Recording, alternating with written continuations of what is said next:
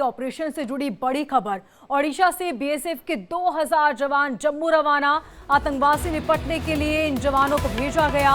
BSF की 2 unit तुरंत जम्मू भेजी गई है। आपको बता दें कि आर्मी के 3500 जवानों को पहले ही भेजा गया है ताकि वहां पर तस्वीरें देखें, वहां पर जो स्थिति है उसे कंट्रोल में करे। तो बीएसएफ की 2 यूनिट तुरंत जम्मू के लिए रवाना हुई है।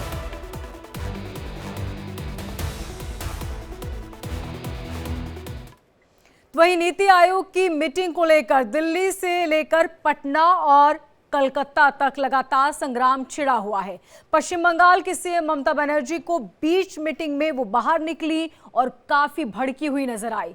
ममता ने आरोप लगाया कि उन्हें 5 मिनट बोलने के बाद उनके माइक को बंद कर दिया गया।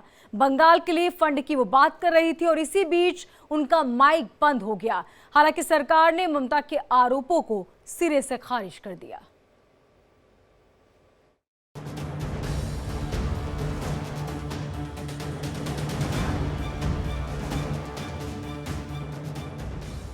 এই বাজেটেও কিছু নেই, শুধু জিরো। এইটুকু বলার সাথে সাথে আমার মাইকটা স্টপ করে দিয়েছে। আমি বললাম why you discriminate, why you stop me? I am only attending. You should be happy for that. Instead of that, you are giving more scope to your party, your government, and you only me on behalf of opposition. Only I am there, and you stop my mic. আপনি আমার mic বন্ধ করে দিচ্ছেন। আপনাদের এই বঞ্চনা আমি মানি না, তাই মনে রাখবেন আমি চললাম। विपक्षी पार्टियों के मुख्यमंत्रियों ने नीति आयोग की मीटिंग से दूरी बना रखी है। केवल ममता बनर्जी मीटिंग में शामिल होने दिल्ली आई, लेकिन वो भी मीटिंग को बीच में छोड़कर बाहर आ गई और आरोप लगाया कि उन्हें बोलने नहीं दिया गया, उनका माइक बंद कर दिया गया। केंद्र सरकार क्षेत्रीय पार्टियों के साथ भेदभाव करती है। बंगाल समेत सभी क्षेत्रीय दलों का अपमान। ममता के आरोपों के बाद से सियासत गर्म हो गई। कांग्रेस और आरजेडी ने केंद्र सरकार पर बड़ा हमला बोला है। मुख्यमंत्रियों में भी वरिष्ठ है और विरोध पक्ष के नेता हैं, आप उनको बोलने नहीं दे रहे हैं। और इस फेट को सब जानते थे हमारे गठबंधन के साथी, इसीलिए सब सारे चीफ मिनिस्टर्स ने बायकॉट का फैसला किया। हमारे गठबंधन के सभी साथियों ने, जिसमें टीएमसी के लोग भी थे, उन्होंने भी कहा कोई अर्थ नहीं है, लेकिन ममता जी ने लास्ट में निर्णय किया कि वो आकर के बंगाल के दर्द को रखेंगे, लेकिन उनको रखने नहीं दिया गया। देखिए, मुख्यमंत्री ममता बनर्जी जी को समय नहीं दिया गया। अन्य मुख्यमंत्रियों को 10 से 20 मिनट का समय दिया गया। इनके माइक बंद कर दिए गए। बंगाल की शेरनी है, अपमानित करोगे महिला को बर्दाश्त करेगा? नाइंसाफी भी करोगे? राज्य के साथ बैठक में बात भी नहीं रखने दोगे? तो फिर मुख्यमंत्री का मतलब क्या? नीति आयोग की बैठक का मतलब क्या? ये 2 व्यक्ति जो चाहे सो करे। हालांकि सरकार ने ममता बनर्जी के आरोपों को सिरे से खारिज कर दिया है। सरकार की तरफ से कहा गया है कि ममता बनर्जी का माइक बंद नहीं किया गया था, उनके बोलने का वक्त खत्म हो गया। वित्त मंत्री निर्मला सीतारमन ने कहा कि ममता बनर्जी का आरोप बिल्कुल झूठ है। We all heard her, even as she spoke. Every chief minister was given an allotted time, and that was displayed on the screen which was present before every table. We could see 2 tables would have a screen before us, but apparently she is now conveyed to the media or conveyed through the media that her mic was put off. That is completely false. I wish Mamata Banerjee would please say the truth behind this rather than again build a narrative based on falsehood. Delhi में आज PM Modi की अध्यक्षता में नीति आयोग की बैठक हुई। इसमें विकसित भारत से संबंधित दृष्टिकोण पर चर्चा हुई। नीति आयोग की बैठक में सभी राज्यों के सीएम, केंद्र शासित राज्यों के उपराज्यपाल, केंद्रीय मंत्री शामिल होते हैं। हालांकि ममता बनर्जी को छोड़कर विपक्ष के सभी मुख्यमंत्रियों ने मीटिंग से दूरी बनाए रखी। बिहार के सीएम नीतीश कुमार भी मीटिंग में नहीं आए, जिसको लेकर कई तरह के कयासों का बाजार गर्म है। Bureau report, India TV. तो वहीं राजस्थान के बीकानेर में एक मॉडल का शव घर के फंदे से लटका हुआ मिला। घर में एक युवती की बेहोशी की हालत में मिला है एक युवक भी। आपको बता दें कि मॉडल का नाम इशप्रीत बताया जा रहा है और सोशल मीडिया पर इनके करीब 8 लाख फॉलोअर्स हैं। मॉडल ने सुसाइड किया या फिर उनकी हत्या की गई, ये एक बड़ा सवाल है। मॉडल की मौत का रहस्य क्या है? हत्या या सुसाइड? सच क्या है? ये तस्वीर है मॉडल इशप्रीत की, जिसका शव बीकानेर के घर में फंदे से लटका मिला। इशप्रीत कौर बीकानेर की कांता खतुरिया कॉलोनी की रहने वाली थी और मशहूर मॉडल थी। इंस्टाग्राम पर उसके करीब 8 लाख फॉलोअर्स थे।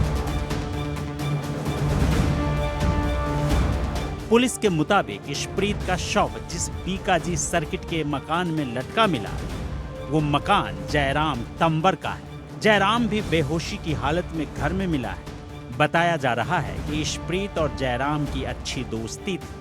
पुलिस को घटनास्थल से एक पिस्टल भी मिली है। इशप्रीत ने फांसी लगाकर सुसाइड किया या फिर उसकी हत्या की गई, ये अभी तक साफ नहीं है।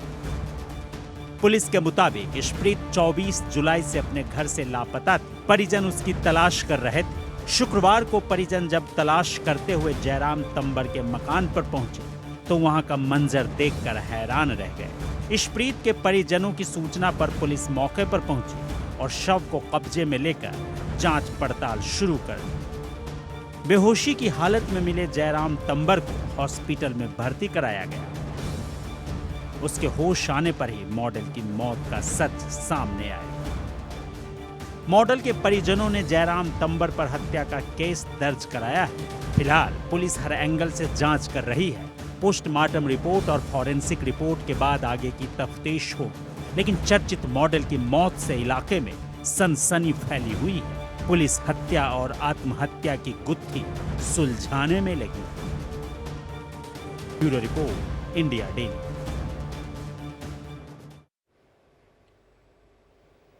उत्तराखंड से लेकर महाराष्ट्र, गुजरात तक बाढ़ बारिश का तांडव लगातार जारी है। बेलगांव में बारिश की वजह से गांव, शहर सब कुछ डूब गए हैं।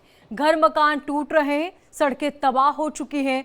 उत्तराखंड में पहाड़ तोड़ बारिश की वजह से हाहाकार मच गया है। भूस्खलन और नदियों में उफान ने लोगों की जिंदगियों में मुश्किलें डाल दी है। केदारनाथ हाईवे कई जगह से टूट गया है। देखिए हमारी खास रिपोर्ट।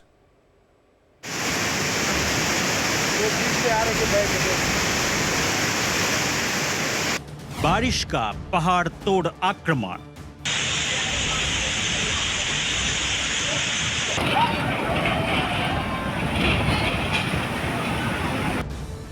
उत्तराखंड में लैंडस्लाइड से तबाही।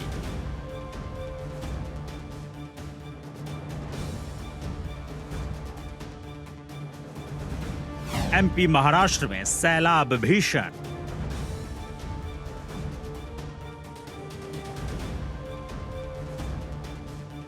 आफत में जान, कुदरत का तांडव।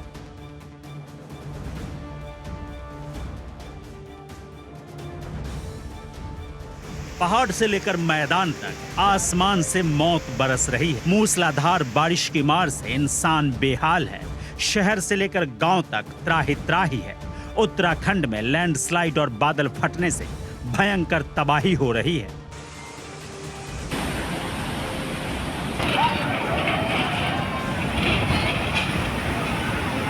एमपी, गुजरात और महाराष्ट्र में नदियों का सैलाब गांव के गांव डुबो रहा है। सड़कें तालाब बनी हुई है। शहरों के अंदर दरिया बन रहा है। पहले आपको दिखाते हैं पहाड़ों पर बादल फाड़ विनाश की तस्वीरें।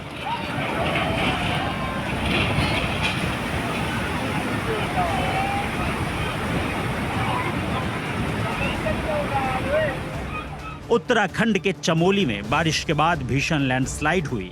बद्रीनाथ हाईवे की तस्वीरें देखिए। पहाड़ से आए मलबे ने सड़क को तबाह कर दिया। पाताल गंगा के पास सड़क बंद हो गई।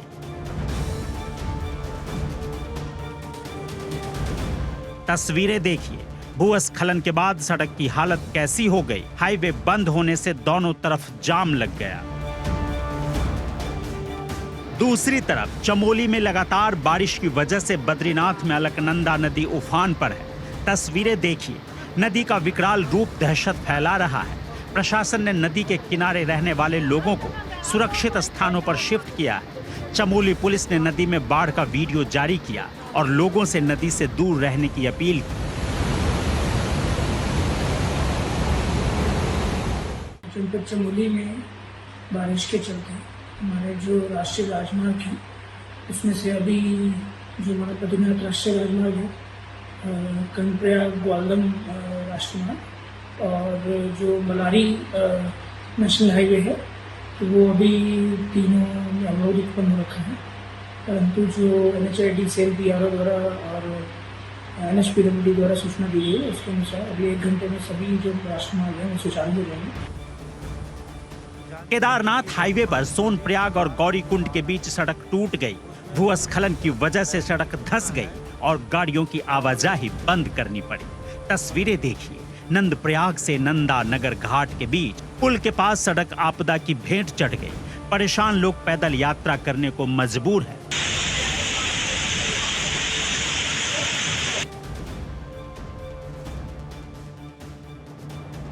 पहाड़ों में पिछले 2 दिनों से पहाड़ तोड़ बारिश का दौर जारी है, जिससे जगह जगह भूस्खलन हो रहा है। केदार घाटी में शुक्रवार रात से ही मेघों का आक्रोश देखने को मिल रहा है। केदारनाथ हाईवे पर जगह जगह भूस्खलन हुआ है। सबसे ज्यादा दिक्कतें सोनप्रयाग में देखने को मिल रही है।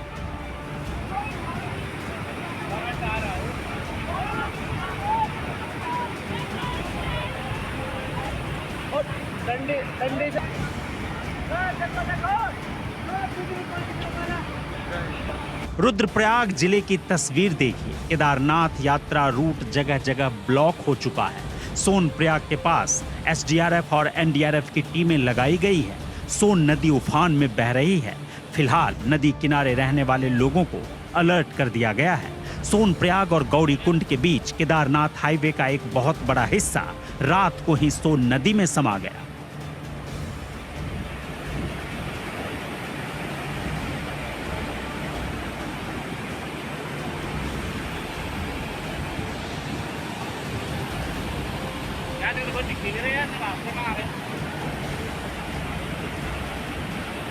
टिहरी के तोली गांव की तस्वीरें देखिए।